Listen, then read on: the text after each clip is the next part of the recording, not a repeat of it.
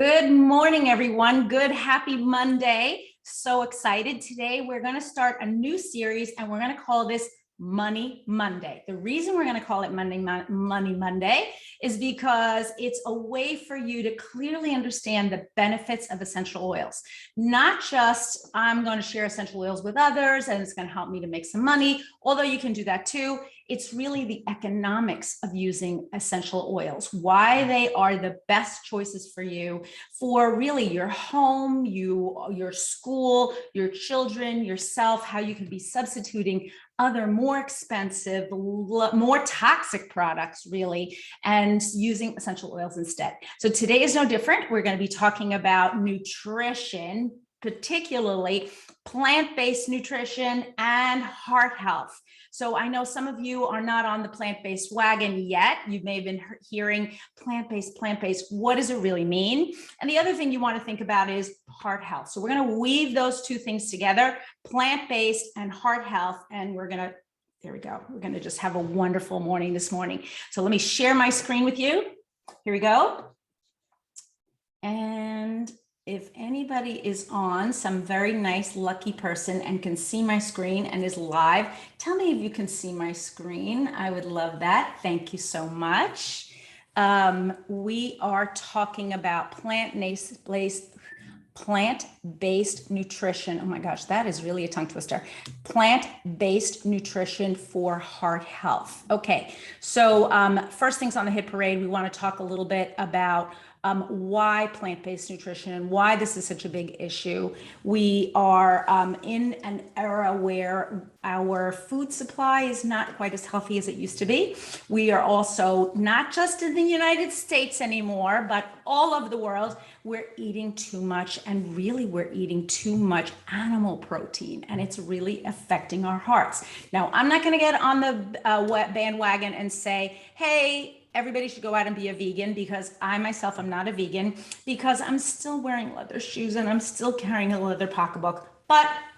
And I know there are some people that would absolutely think that that was anathema. However, I have of late begun to really decide about some of my food choices and to make healthier choices. And today's episode is all about helping you to make healthier choices using essential oils. Now, we're going to help you to make better food choices and help you to make choices with your essential oils that are going to support those decisions. Because sometimes the first time when we decide that we're going to go plant-based, it can be tricky for us. We have a feeling of, well, I'm missing out, or I'm not getting what I want. I want you to feel like you're really living a rich, full life, just a little bit healthier. That's really my goal for you. So if I can kind of ring the bell for you and you can say for the first time, wow, this makes sense for me. Because I have to say, I've been dabbling in this for a long, long time. Many of you know that I've been on the healthy kick wagon for many, many years. I've told my story about traveling 40 miles to get some kind of crummy, wrinkled up carrot, but it was organic. So, this is not a brand new thing for me. For you all, it may be something that's brand new, or you may be moving further along the spectrum. That's my goal for you today. If you're moving further along the spectrum, we've got you in a great place. You're in the right place. You're going to hear great information. You're also going to hear about some of the brand new products as they relate to heart health. And we're going to give away an amazing prize for anybody who's on the live at the end. So stay tuned. I know you want to hear about it. Okay, so plant-based nutrition for vibrant health. This is a beginner's guide. This is not something that you're going to get out of here and say, oh my gosh, I know everything about plant-based nutrition, and Elena has just taught me so much. So I hope you'll feel like I taught you something, but maybe not everything that you need to know about this. Let's see if I can get this to move for all of you. There we go. So number one is, let's define our nutrition. I'm happy that you're all joining me today. This is one of my favorite topics to discuss. It's kind of a new one on the hit parade for me. I haven't really talked about this quite as much before. People go and try to change their diets really for all different sorts of reasons. For some, it's because of health. or lifestyle, and others for environmental reasons. No matter what your reason for wanting to explore veganism or plant-based eating or vegetarianism, my goal today is to discuss how to get started and how to get the nutrition you need from your doTERRA products you love and get the healthy body that you want. So we're going to marry those two things together, and those two things are really going to create an environment for heart health. Now, one of the things, if you listen to the convention, I'm sure you heard Corey Lindley. He got up on stage and he said that he's lost something like 35 pounds and been able to keep it off. And Corey, let's just say he's over the age of 25. So as we know, it's often more difficult to take off weight when we're over 25 or 30 or even 35 or 40, it becomes a little bit more difficult. And some of you, gentlemen, I'm speaking to you now, it may be a little bit easier. Ladies, it may be a little bit harder, but doesn't mean that it's impossible. It takes a certain amount of dedication and thought process to be able to make these changes in our lives that help us to get to the next level. So I'm hearing from people in the chat already. So everyone's talking about how, number one is some of them are just getting off work. Some of them are talking about how in Singapore, it's home-based learning today. So that's a big deal. Good luck, all you parents who are teaching at home. Good luck to our students, of course. You can do it. I had my 2 college-age students here last spring, so I know what it is to have students at home working from home. Beverly tells us she didn't sleep well last night. Beverly, I hope we're going to give you some great information today that's going to really revive you. And Nazareth says it's a great Monday. Yes, it absolutely is a great Monday. So everyone who's on, who's saying yes, yes, you can see my slides, you can see me. I'm super excited. This is a topic that really hits near and dear to my heart. Wendy says she's recently feeling a little bit tired, but she's happy to join us on the talk about heart health to increase energy. Yes, it's really a big thing. So on Saturday night, actually, I went out and I was at a wedding, which was really fun. If you saw some of my posts on Instagram, you saw that I was kind of dancing the night away with my husband. What do you have to do to be healthy, to stay healthy your whole life? You have to really eat well, right? Many, not just Americans anymore, but many people around the world are experiencing reduced health outcomes because of their poor diet. What used to be the case was that we were experiencing poor health outcomes, perhaps because we were undernourished, right? People all over the world were starving. Now, as people begin to adopt Western diets, they're experiencing periods of obesity and excessive fat in their diet. This is really becoming a worldwide problem. Okay, so why a plant-based diet? Okay, more and more people are becoming familiar with the terms plant-based. So when I talk about plant-based, I'm talking about plant-based whole foods. So what does that mean? That means we're not eating things that are vegan junk food, really. So we're not eating chips. We're not eating things that have eliminated all nutrition, but just kind of taste good because somebody in a scientific lab has blended them all together and they taste almost like what you used to eat when you were eating meat. No, we're not talking about that. We're talking about things like whole fruits, whole vegetables, whole grains, whole beans, things that you can open, nuts, seeds, things that you can open up the container, look inside and identify immediately. What is that thing? It's a walnut, it's an apple, it's a lemon, whatever that thing is, that's the thing that you want to be eating. Concepts for you. I hope this is going to be more and more clear. If you look at this particular slide, you see the avocado, the tomato, the quinoa, and some of the cucumber. Everything in that bowl is clearly identifiable. To put it simply, a plant-based diet is also void of things like meat, eggs, and honey in many cases, whereas vegetarians can also be plant-based eaters, and they may choose to include some of these items in limited amounts. Okay, now let's talk about vegan versus vegetarian. I mentioned it before.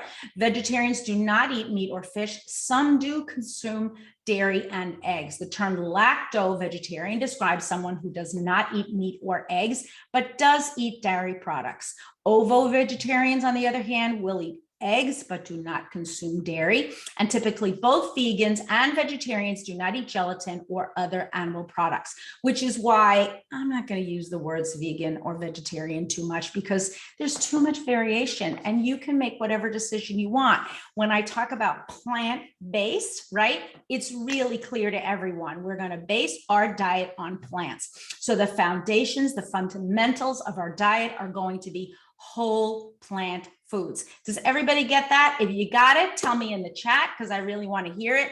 If it's not clear, I can go a little deeper, but I think you all get what I'm talking about, right? Let's talk about, is it a diet? Is it a diet or a lifestyle? So when I think of diet, I think of deprivation. I think of just eating water and drinking water and black coffee all day. Not super healthy diet, maybe eating some sort of meal replacement bar or some powdered shake that's not too healthy, and really trying to just go on almost like a starvation diet. None of that is healthy and none of that is sustainable. Whenever we talk about diets where things are extreme, and I'm even going to go into the paleo camp for a second, and I know it's okay, you can attack me. Whenever we talk about extremes, when we eliminate all carbohydrates from our diet, including healthy plant carbohydrates like vegetables, like fruit, we really can wind up with some dangerous health outcomes. So what I'm going to encourage you to do is not go to either extreme when we're talking about eliminating products, but to also base your diet on some sort of fundamentals. If you've had the chance to read any really good books, and I'm going to talk about some wonderful books and resources at the end, and I'm going to add them into our chat, things like the China Study or How Not to Diet or How Not to Die by Michael Greger, one of my new favorite authors. If you've seen some of the great new documentaries or even some older documentaries like Forks Over Knives, or one of the latest ones about athletes and how they're eating plant-based. All of this is really important information for us to begin to process and also think about, okay, what is it that I'm eating and how can I do better? So you may choose to cut out all animal-derived products from their diet, which can be described as vegan, of course. You can also describe yourself making it a total lifestyle, right? Just like I said, I can't, in all honesty, call myself a vegan because there are certain animal things in my house still and in my person. And maybe, I don't know, I don't seem to be wearing anything animal on the top of my body. Although maybe if I had a silk scarf on, right? It's a product from an animal. I don't know. Maybe I shouldn't be wearing that either. It's a lifestyle decision. It's a philosophical decision. It's an environmental decision, but we're not talking about those for now. We're going to be talking about eating, eating, eating. Okay. So in general, if you choose to eat a less meat diet, right, even certain days of the week or for certain meals of the day, it can work to improve your health. So you can kind of slide down that slope as quickly or as slowly as you want, but all of those changes are really going to improve your health. Here we go. So the less meat lifestyle, right? So plant-based diets can be tracked back to ancient Indian and Eastern Mediterranean societies. Vegetarianism is first mentioned by the Greek philosopher and mathematician Pythagoras of Samos around 500 BC. 500 BC, he's already talking about vegetables. Additionally, followers of Buddhism, Hinduism, and Jainism advocated vegetarianism, believing that humans should not inflict pain on other animals. Famous vegans include people like singer Carrie Underwood or Erykah Badu or Olympic sprinter Carl Lewis, actor Jared Leto, the musician, and then civil rights activist Cesar Chavez. There are thousands and thousands more, and I feel like it's no longer a weird thing to be plant-based. Was it weird maybe 15, 20 years ago? Maybe. I mean, I can remember clearly being in school with a friend of mine. She's a dear friend that I've known for 15, 20 years now. And as we were coming out of school, she started recounting to me that she was a vegan. I don't think I had ever heard that word before. And she was telling me that she didn't eat meat, which I had heard of, or fish. Okay. And then she said she didn't eat eggs. And I thought, well, eggs don't kill the animals. She said, no, but I don't eat any animal products. And then when she said she didn't eat even yogurt or drink milk, I thought, whoo, my mind was totally blown. But it was my first experience with hearing those words and that terminology. And I have to say, since then, I've here's what I found. Oh, dear me. My mind has become opened, and I think all of our minds have become opened, right? I'm not the only one.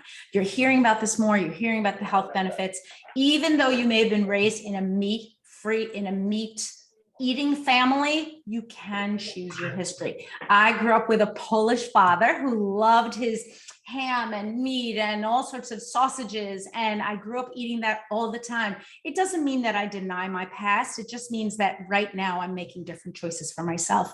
And I have to say, having eaten that much meat as a kid, I probably stored up all the meat that I could possibly eat in my entire lifetime. What about you? Did you eat a lot of meat when you were younger? Irma says to remind me that Lewis Hamilton, yes, the F1 driver who watched Formula One yesterday, Lewis Hamilton actually had his 100th win, his 100th Formula One first place win. I mean, the man is amazing. Shout out to Lewis Hamilton. If you didn't see the race yesterday, it was amazing. Up until the last minute, there was kind of dry conditions. And then within the 3 laps of the end, there was a turnover and Lewis Hamilton got his 100th win. If you haven't heard of Lewis Hamilton, if you don't know what Formula One racing is, if you're an American, you know what IndyCar racing is, you know what the Indianapolis 500 is. This is just a big, big deal. 100 lifetime wins. And he's actually had 7 championship wins. So yes, if you are a meat eater, let me know. If you've always been a meat eater and this is a little strange or scary to you, let me know. I want to hear it in the chat because honestly, no judgment here. Just trying to lead you down a new path, right? Okay, so let's keep going. Cutting back or going cold turkey? Now, this is a big question. For some, the decision to remove animal products from the diet is immediate, and for others, it's a transition. For me, definitely a transition, folks. I've been doing this over many, many years. There's no wrong way to eliminate animal products from your diet. It's all about following your own comfort level. In fact, some people who don't want to completely ditch the animal products follow a weekday vegan diet, including meat, dairy, or eggs in their diet, and then including meat, dairy, eggs, in their weekend diet. That's cool. 5 out of 7, you're plant-based, and then 2 days a week, you're including animal products. Whatever works for you, that's the way you should go. Some other people decide that they're going to eat a plant-based diet 2 meals out of 3, or eat their, breakfast, lunch, and snacks as plant-based, and then go for a dinner that includes some animal products. The idea is we're trying to reduce, and I'm going to tell you why, because it seems theoretically, yeah, it sounds like a great idea, but like, who cares, right? You're going to care when you hear about all the great health benefits for going plant-based. Let's talk also about a temporary commitment, an experiment, if you will. Could you challenge yourself to try this for a few days or a week? Maybe you're feeling intimidated by the idea of a plant-based diet. Maybe the idea of vegans kind of like makes you mad. I have to say, I have a very dear niece. She is now 28. She's been a vegan for years and years, since her high school days. I remember when she first became vegan, I thought, oh no, now when she comes to my house, I don't know what I'm going to cook. Then I had a very dear assistant. Many of you know her, Julia. Julia was a vegan. And I was like, oh, what am I going to give Julia for lunch? I mean, honestly, right? Guilty. But you know what? I got used to it. Now I'm getting a couple of people in the chat that are so super cute. Yun says she's leaning towards a plant-based diet. Doreen says she's guilty. Yeah, like the vegans, really, do they have to get in our face all the time? It's okay. It's cool. I've been there. Don't worry. No judgment here. And Beverly says she's starting to eat less meat in her daily meals. Cool. I love it. Wherever you are, you can just move a little bit further, and no judgment. As I said, it's all meant for health. Week after week, if you decide to make this temporary commitment, you'll most likely find the diet easier to follow, and you'll most likely experience positive benefits, which will strengthen your resolve to continue. Now, I have to tell you, my biggest worry when I first started doing this was my husband. I thought that my husband would absolutely say, oh no, this is crazy. I can't do this. You're going to have to cook 2 dinners. But you know what? I tried to make things that were as delicious as possible so that he wouldn't really, and kind of pile his plate full. I didn't attempt to give him 1 lettuce leaf and a carrot stick and a celery stick because he would have been really mad. I tried to give him delicious meals, and I really looked around in cookbooks and online. What were things that I could substitute but that would taste really good? So step number 1 is going to be doing a little bit of prep of your kitchen.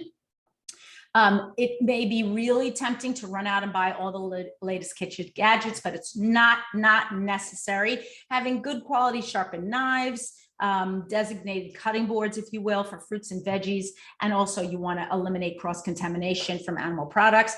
A good blender is a really good idea because you can make things like smoothies and soups in your blender, a large soup pot, and a saute pan. Nothing that you don't already have, folks. I'm sure most of you have a blender and some knives and a few pots, right? You can do this.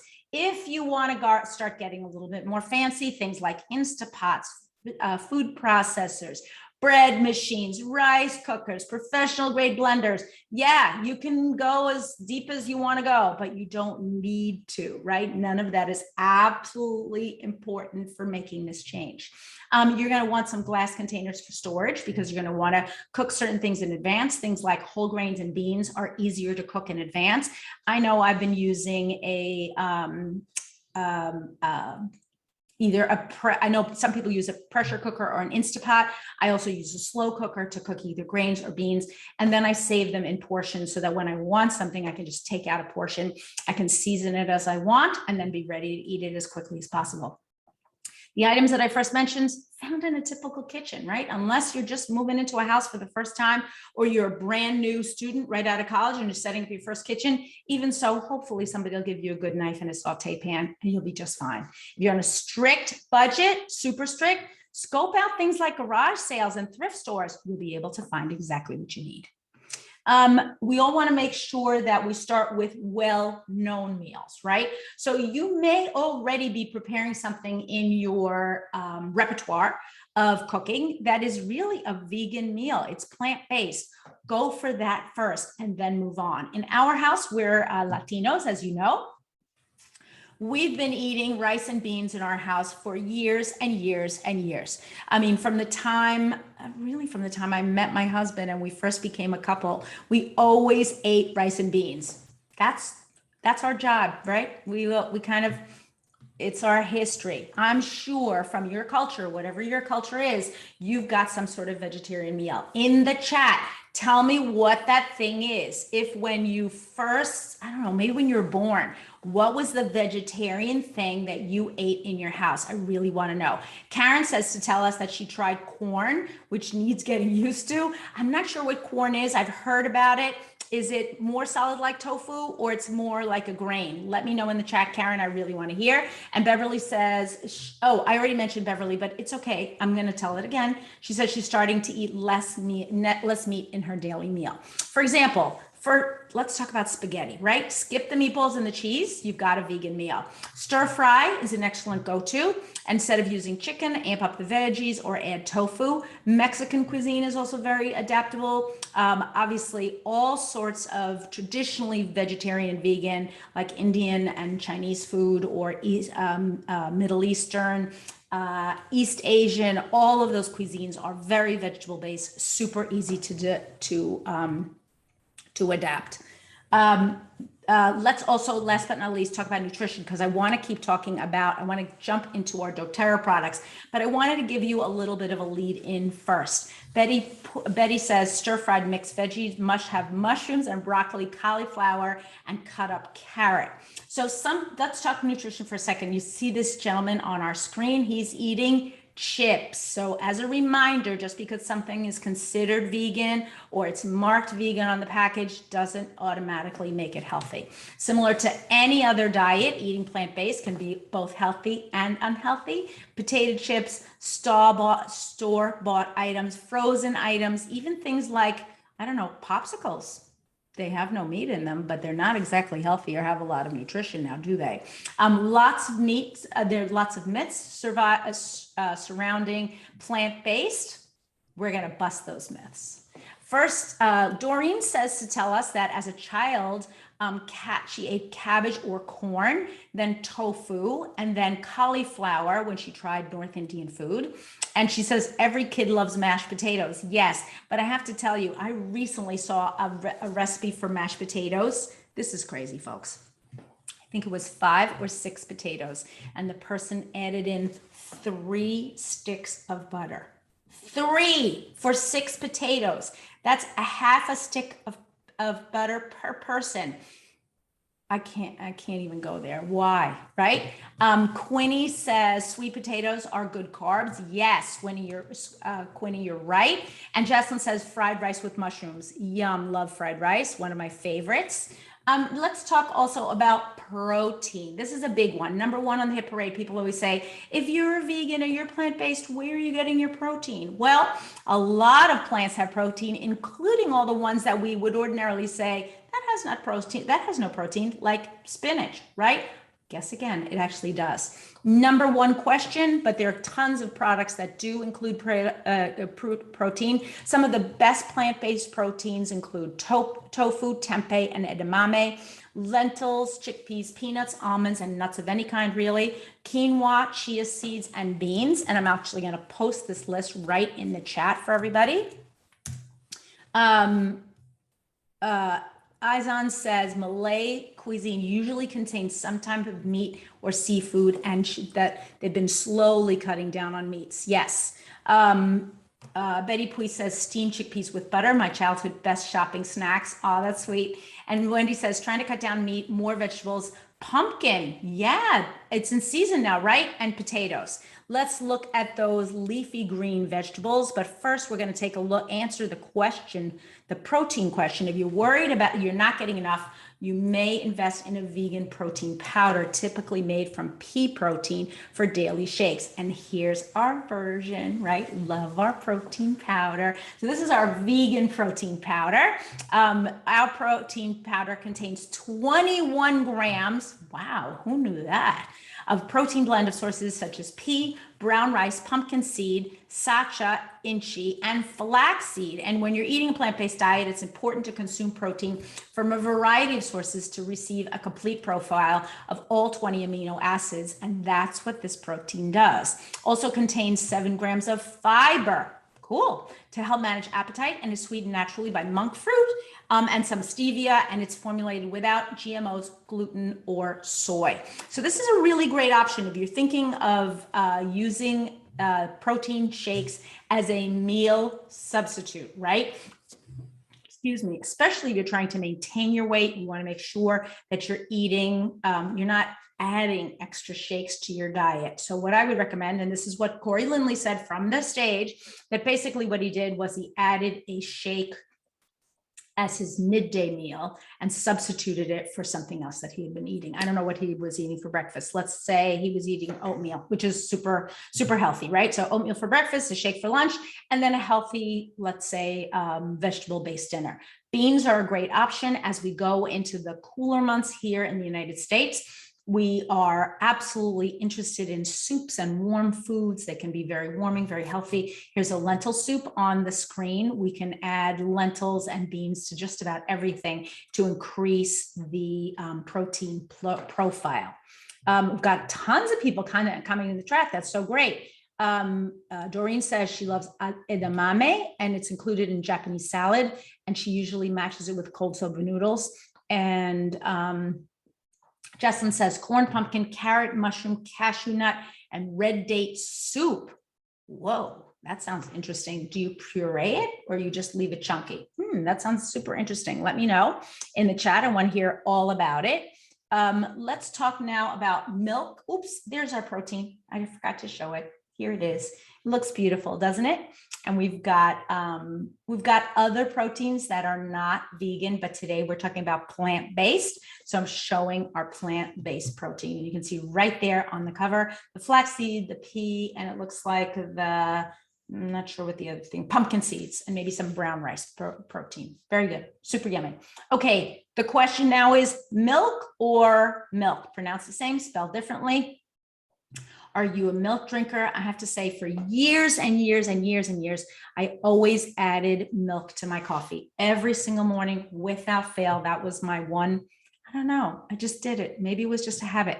And then about 6 months ago, maybe a little bit less, I just went cold turkey. I decided I didn't need to do that anymore. And so I stopped, and I've never looked back, and it hasn't been a big change for me. My husband, on the other hand, has been a black coffee drinker for, we're together a long time. Let's just say long, long time. And for most of that time, he's been a black coffee drinker. So he kind of set the standard. I didn't follow his example, I have to admit. But now my kids are both black coffee drinkers, which is kind of cool. And many Latinos are black coffee drinkers, but we get into that habit of wanting something rich or creamy in the morning. It really is easy to switch. Also, many coffees now have a little bit of flavoring in them. You can dust in the morning. I very often dust, as I'm brewing my coffee, dust some cinnamon in there. I'll actually put a little bit of an orange peel in my coffee, and it tastes really yummy. So let's talk about milk for a second. And milk is often associated with calcium, but it is not the only source. Calcium-rich tofu and calcium-fortified plant-based milks, that's the MYLK, and yogurt alternatives are excellent sources of calcium. Just under 2 cups of calcium fortified plant milk, right, provides roughly 2/3 of an adult's recommended daily intake of calcium. So if you're still adding milk to your coffee in the morning, search out a good plant-based milk. There's so many of them. You can look for fortified ones in your grocery store. Look for one that's organic, maybe unflavored. Look for one that has no sugar in it. But then once you find the one that you like, you'll be able to add it to your coffee if you really don't want to give up your creamer. There's a lot of things to be said for just drinking a cup of black coffee and being done with it. Other good sources of calcium include kale, bok choy, okra, spring greens, dried figs, chia seeds, and almonds. And I'm actually going to add that whole list to our chat. So in case you didn't know that, you know it now. I don't find that eating plant-based has affected my calcium. If anything, I think my calcium score is going up, so I'm getting stronger. I am also doing some weightlifting, so maybe it's the weightlifting, right? That can also help with bone support. But if you really want to get calcium from your diet, I don't in general love calcium supplements because I feel like they're poorly absorbed in the body, but good sources of calcium are easily and readily available through our foods. I have to say this looks like fried okra. So we don't love frying, but we love okra. If you've never tasted it, let me know. Okay, let's talk now about greens. This is another, whoops, no, I want to talk about greens. Greens are our greens, our doTERRA greens, are pure plant source and nourishing. They help with our immune function, our digestion, our weight management, and energy. Betty says that almond milk and sesame tahini for oat milk. Okay, oat milk is another source. Many of those milks are fortified, so are some soy milks. Quimby tells me that she loves okra. Me too. What's better than some okra? I know some people hate it, but I just love it. I don't know. It's like thick. It's yummy. It has such a good taste. A mix of superfoods in our greens packed with some key nutritional ingredients, including, and gives us at least 1 to 2 servings of fruits and vegetables. Some of our key ingredients are moringa, acai, cabbage, collard greens, dandelion, kale, parsley, leaf spinach, alfalfa, barley grass, oatgrass, pineapple, mango, goji berry, and then lemon and ginger essential oils. Now, I eat some of those plants on a regular basis. We eat a lot of kale in our house and parsley and spinach, but I never eat moringa or hardly eat acai. Occasionally I add it into a smoothie, and some I don't eat dandelion. Maybe I should, but those are all wonderful additions to your diet. It tastes really yummy. So if you've been nervous or thinking it's going to be sour or bitter, it's not. Because it has all that ground fruit in it, the dried fruit, it's very, very tasty. You can add it into a glass of water. I add it on I take usually the greens and the fiber on a regular basis. I do the powdered plant protein from time to time. I tend to eat more green, especially now. It's still warm enough that I like to eat a salad on a regular basis. Wendy says chia seeds, nuts, and oats are very nice.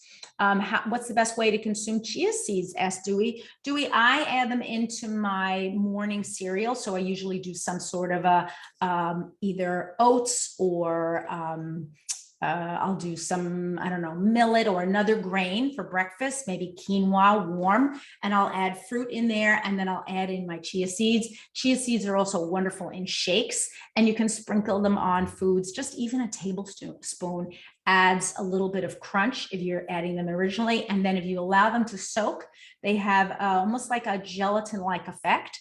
So you can make puddings out of them. If you Google online, you'll find a lot of different recipes now that include chia seeds, but they do add a little bit of crunch, and they're teeny tiny, like sesame seeds or poppy seeds. Wendy says she fries vegetables before eating and then sprinkles some chia seeds on too. Absolutely. Betty also says, there's two different Bettys. Oh, I'm sorry, that was Wendy that mentioned that. And then Betty says, okra here called ladyfinger, fried with sambal. Oh man, that sounds delicious. Yummy, or just steamed and dipped with chili soy sauce. I have to say, anything with chili soy sauce is delicious. I could probably eat anything, cardboard with chili soy sauce on it. Karen says chia seeds and oats are very good. Yes, like oatmeal or groats, that kind of, or Irish oatmeal, delicious. Should we soak or not? Dewey, you don't need to soak them. You can sprinkle them on the way they are, and they'll be a little bit crunchy, almost like a tiny poppy seed or a little sesame seed. If you do soak them, or they get incorporated into the liquids in your food, they'll be a little bit softer, but you do not have to soak them. It's not like flax seeds that if you try to eat a whole flax seed, you won't be able to digest it. You really have to grind it up. Okay, let's keep going. We talked about our greens. Now let's talk a little bit about another important mineral, iron. So meat eaters and vegetarians are often deficient in iron. Women of childbearing years in particular experience low iron levels due to monthly menses. While animal protein does contain iron, so do numerous plant sources. This is a thing. If you're eating a lot of plants, your iron is probably not going to be low. Good plant sources of iron include lentils, chickpeas, beans, tofu, cashew, chia seeds, who we've been talking about a lot, ground linseed, hemp seeds, pumpkin seeds, kale, dried apricots and figs, raisins, quinoa, and fortified breakfast cereals. And I'm going to add that into the chat because I know everybody's going to be asking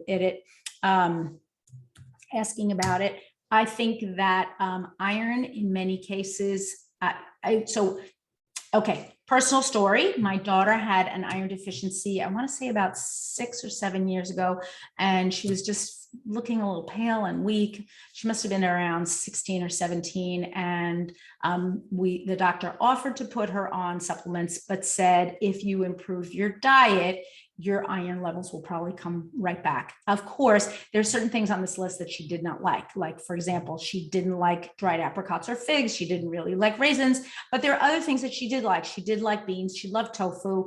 And little by little, just improving her diet, her iron levels began to pick up. It was a concerted effort. It was not just a magic wand at all, but I absolutely see her now. She's 22 years old. Her iron levels are completely healthy, and she knows what she needs to do to keep her iron levels at the level to stay healthy. She's doing a lot of sports and activities at that time. And I think kind of growing, it was just a whole confluence of factors, but now she's absolutely fine.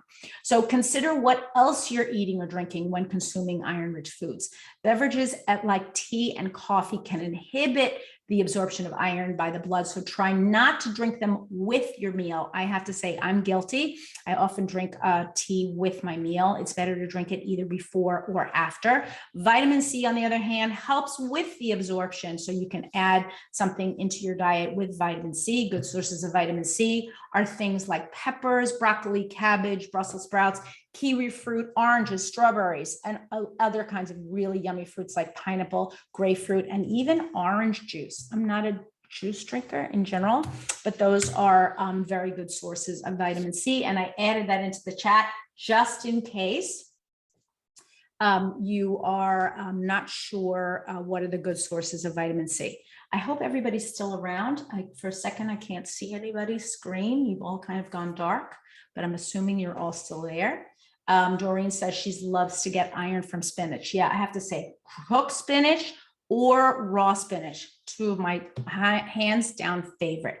Now let's talk a little bit about vitamin B12 specifically. This is a really big concern for anyone who goes plant-based. But let me tell you, people who eat meat think that they don't have B12 deficiencies, and they do, because we don't really absorb that much B12 from our diet. So it's important, number one, to have your B levels checked, and then number two, to supplement if you need it. Now, we can supplement with our LLV, and I'm going to talk about that in a minute. It does give you energy. B vitamins give you energy. So if you're low in B vitamins, and I know many of you who likes to have their blood taken, really, right? But next time you go to the doctor or make an appointment at a local clinic, have your blood tested and ask them to test your B12 levels, or maybe all your B vitamins. Usually they do a B panel, and that'll include everything from B12 to B6 and niacin and so on. They could test your iron levels. It's a good idea to have that checked from time to time, especially if you haven't had it checked in a long, long time. Here's the other thing. Make sure you drink 2 glasses of water before going into the doctor. It's going to help with that feeling of faint or just dizziness. There really are new studies that are showing that those 2 glasses of water before having your blood drawn will help you with feeling just more confident. And don't look at the needle, right? Just don't look away. Right? So B12 is needed to help speed up reactions in our body, and deficiencies can cause things like anemia and even nervous system damage. While B12 is naturally found in animal products, many foods are also fortified with this essential vitamin. Alternative milk and cereals are typically fortified with B12, and a vegan spread called Marmite. Do I have any Australians out there? I'm not a Marmite eater, but I know crazy popular in Australia. Or Vegemite is also an excellent source of B vitamins.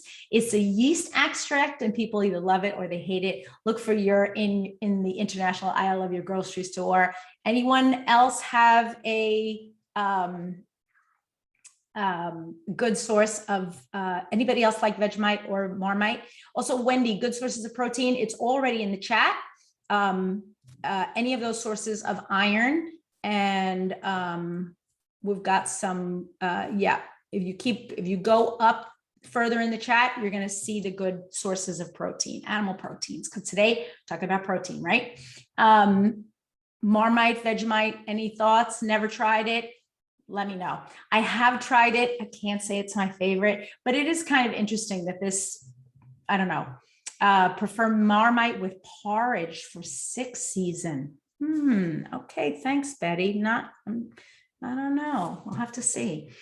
Best way to ensure your B12 intake actually is with supplementation. Usually the pills are very tiny, and you can put them under your tongue if you're just short on B12. But as a regular basis, I like our vegan LLV. Our vegan LLV provides antioxidant and DNA protection and superior energy metabolism. It helps with bone health and immune function, stress management and cardiovascular health, hair, healthy hair, nails, plus eye, brain, and nervous system support, liver function and digestive health, lung and respiratory health, and finally, it's also gentle on the stomach and does not contain genetically modified material and is dairy-free. So it's got a little bit of everything. I love this supplement, and I've started using it on a regular basis. Plant-based diets, let's talk the associated benefits of plant-based diets. Number one is, and many of you know what this is someone who's testing their blood, usually because of diabetes. Numerous plant-based diets, what are some of the benefits? Vegan diets are rich in fiber, antioxidants, and beneficial plant compounds. They also appear to be more abundant in potassium, magnesium, folate, and vitamins A, C, and E. Many observational studies show that vegans tend to be thinner and have a lower body mass index than non-vegans. You got to watch out for the vegan junk food though, right? And then vegans also tend to have lower blood sugar levels, higher insulin sensitivity, and up to a 50 to 78% lower risk of developing type 2 diabetes. According to the World Health Organization, known as WHO by many, 1/3 of all cancers can be prevented by factors within your control, including diet. And there's a strong link between animal protein consumption and cancer risk, that your cancer risk does increase dramatically the more animal protein that you eat. Research also suggests that eating at least 7 portions of fresh fruits and vegetables per day may lower your risk of dying from cancer by up to 15%. Vegans may also have up to a 42% lower risk of dying from heart disease. So I've got some studies for you that I'm going to add for you in the chat if you're interested in finding out any reading about this or passing it on to a friend that is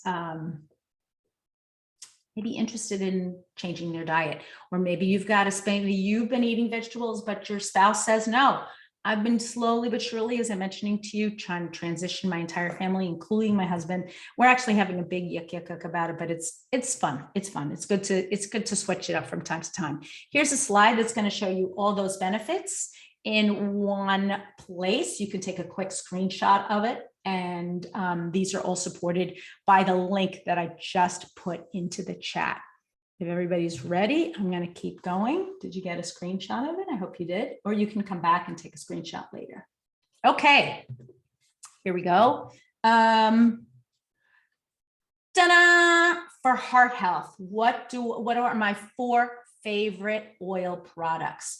Copaiba, cinnamon bark, ylang-ylang, and yarrow palm. And now with our brand new Copaiba roll-on, I would be adding that into the hit parade. I would probably be also adding Tulsi basil.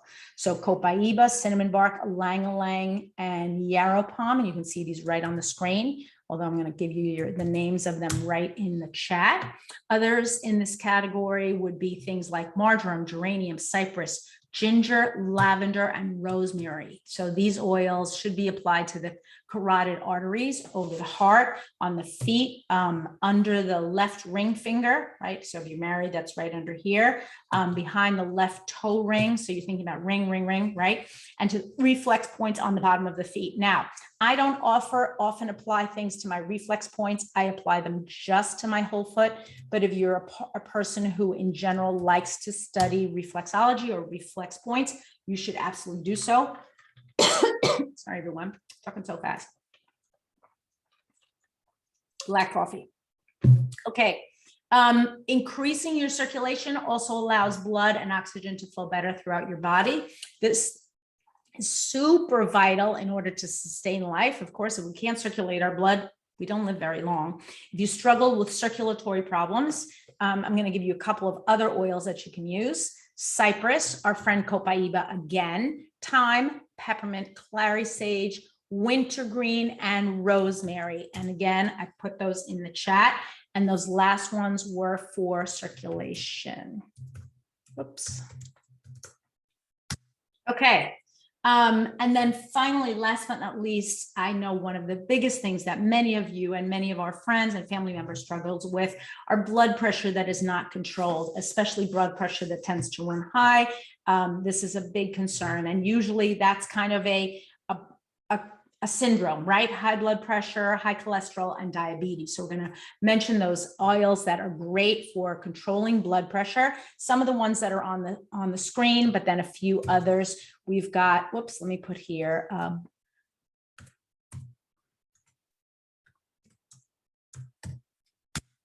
Okay, we've got our ylang-ylang, which you can see on the screen, marjoram, eucalyptus, lavender, clove, clary sage, lemon, and wintergreen. Now, all of the 4 oils that I'm showing on the screen are edible. You could be putting them in a capsule every day. The yarrow palm can be easily dropped under the tongue. All of these oils can be applied to the body. You can make a roll-on of all 4 of them. Look in your books also, folks. I got to tell you, there's some wonderful recommendations out there. If you use the Essential Life book or you use Modern Essentials, some of you use apps, there are some terrific recommendations, but you're going to see these 4 oils mentioned again and again and again. Yarrow Palm is one of our more recent oils on the hit parade.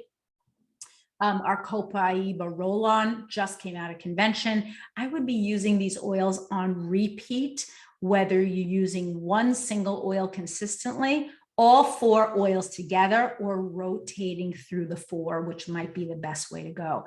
I sometimes will make capsules either for myself or for my husband, depending on what it is that I'm feeling. If I've had a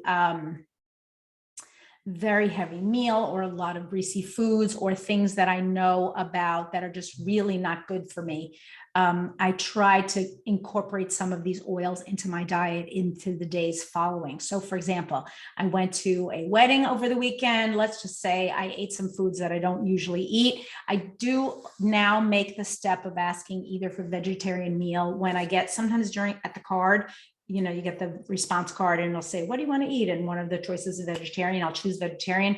But I found it to be really easy to just go in and say, could you possibly provide me with a vegetarian meal? Basically, what they do is they take the meat off the plate and they give you a few more vegetables. It's not that hard for them. Some of them actually will give you a plate of pasta, or they'll give you rice and beans. They'll have something else that's available. I don't know if those meals are vegan. They're probably not, but they are definitely plant-based. And I feel more comfortable eating them than I do feel eating a large serving of animal protein, or just pushing the animal protein to the side and picking off the vegetables. I feel like that's wasteful too. And the bride and groom are paying for every meal. So you want to make sure that you're not being wasteful, or as wasteful as possible. Union says she's been applying neroli and diffusing ylang ylang for her heart.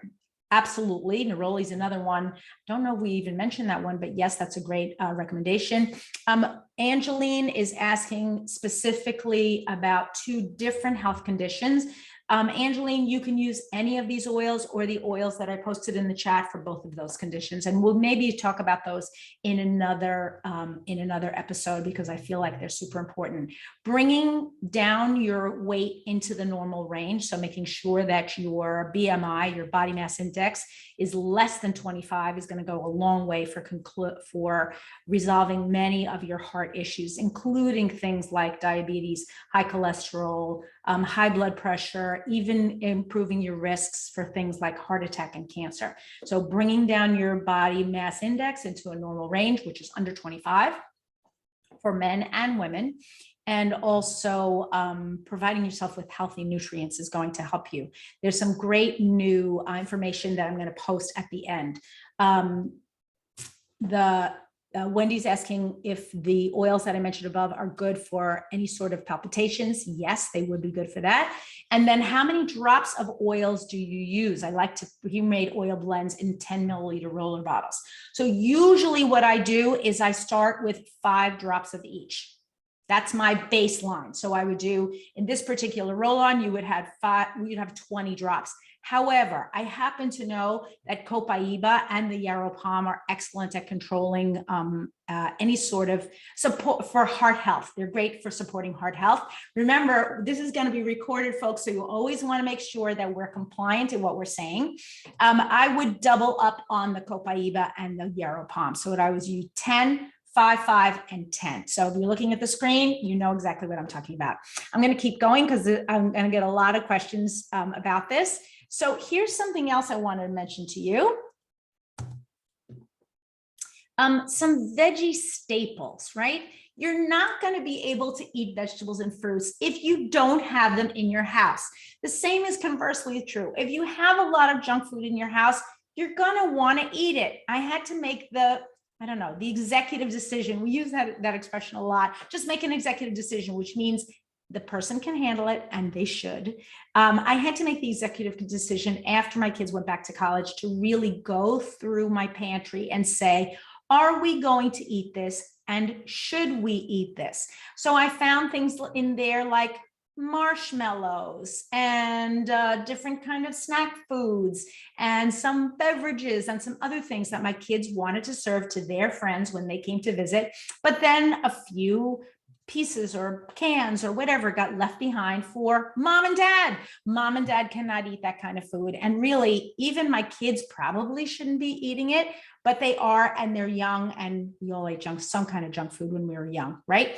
Doesn't mean I'm condoning it. I'm just saying we want to do everything, at least to a certain degree, in moderation. But when it comes to those leftovers, so now my kids are gone, should I be eating marshmallows? Should I be drinking fizzy drinks with soda in them? I don't think so. I'm a little bit too old for that. And what is that doing to support my health? So a lot of those things got packed up and either just donated to food banks along with other healthy foods.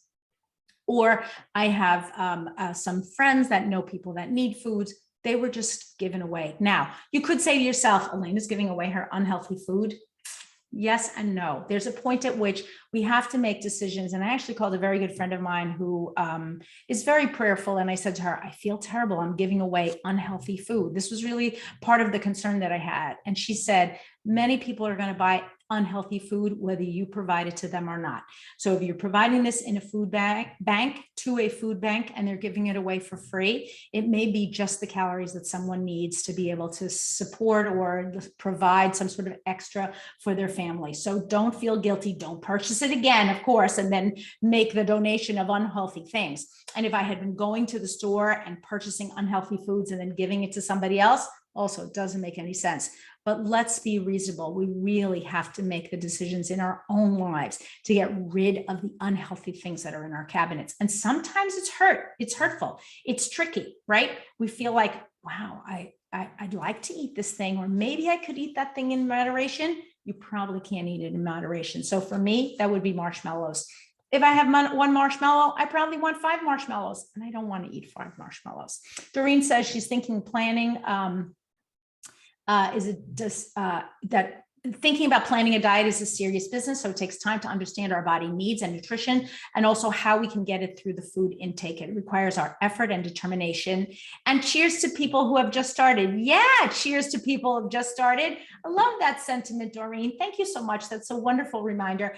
If you're just getting started, this is not an indictment at all. If anything, this is a way for you to begin thinking, what could I do better? I'm going to give you some great healthy, this is what I call the ultimate shopping list.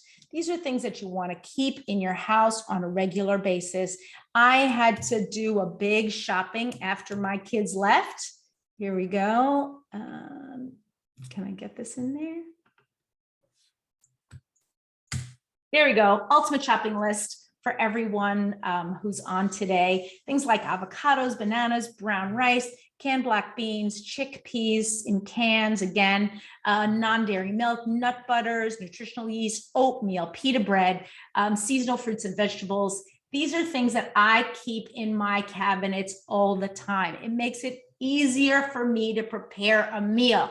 The other thing that I do is I prepare things in bulk. So I don't just wake up in the morning and say, hey, I think I'll make myself some oatmeal, because I probably wouldn't do it, but I can make oatmeal and other grains in advance so I have them available when I want them. Don't let them go bad. Freeze them in small containers. They can be easily defrosted.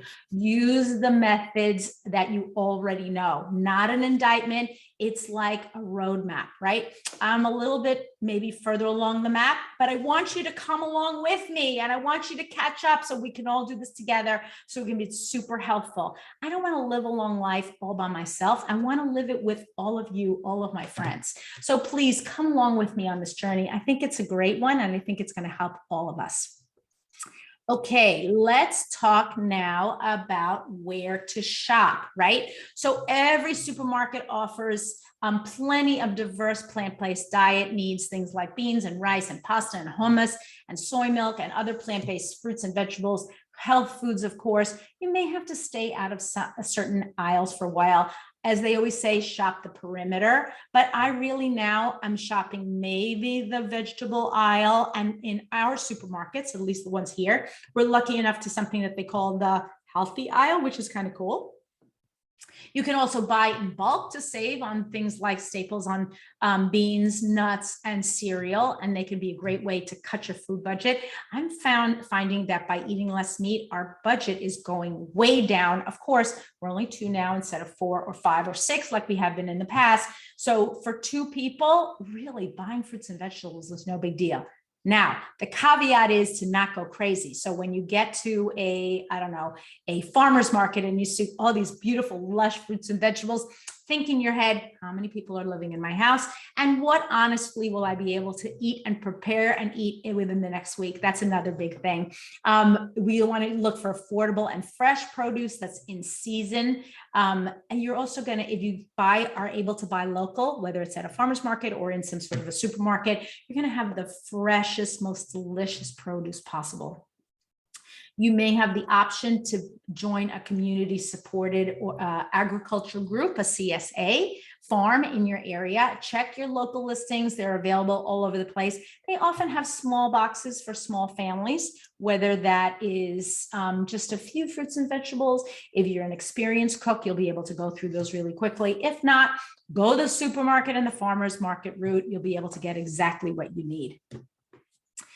Let's talk a little bit about breakfast options. This was a big one for me because I was one of these people, and this is actually kind of an interesting breakfast. It doesn't look like a breakfast. It looks more like a lunch or a dinner to me, but hey, I do a couple different things for breakfast now. I am doing usually a whole grain with some berries and maybe some ground flax seeds and some chia seeds mixed in.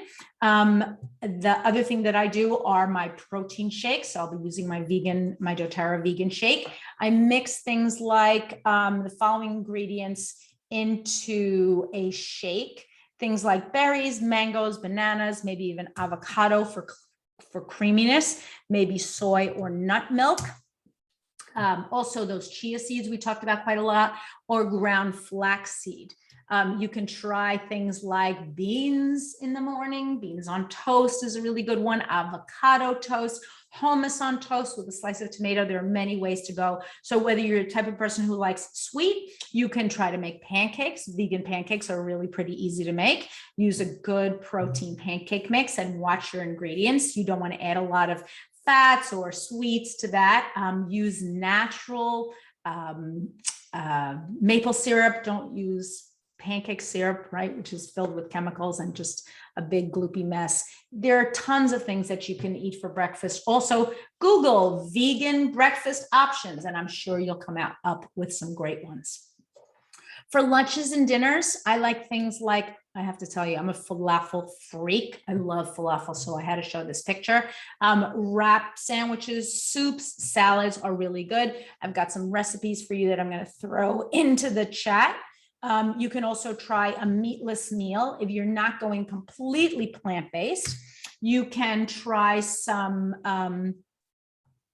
one-time meals. Maybe it's just a single dinner or a single lunch, or maybe breakfast and lunch.